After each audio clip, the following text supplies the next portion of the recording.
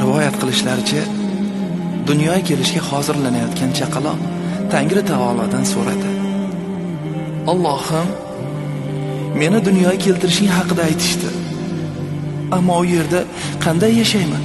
Hali juda kichik va kuchsiz bo'lsam. Qo'rqma, degan javob bo'ldi unga. Farishtalarimdan biri hamisha oldingda bo'ladi. U seni yaxshi ko'radi, asrab avaylaydi. Uning kuchli muhabbatini doimo his qilib turasan va bu bilan baxtli bo'lasan.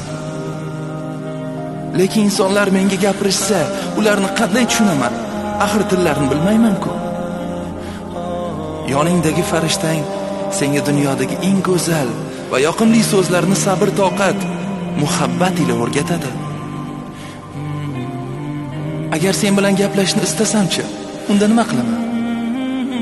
Farishtang seni qo'llaringni ochib, menga duo qilishga o'rgatadi. Ammo dunyoda yomon insonlar ham bor deb eshitdim. Ularning yomonligidan meni kim qutqaradi? Farishtang to yoningda ekan, har doim seni ulardan asrashga intiladi. Hammasi yaxshi-ku, faqat seni ko'ra olmasligimdan mahzunman. G'am yema. Farishtang senga men haqimda gapirib beradi va menga yetishish yo'llarini o'rgatadi. Chaqaloq yorug' dunyoga ketishga chog'lanar ekan, qalbidagi eng so'nggi savolga ham javob olishga intildi. Allohim, farishtamning ismi nima?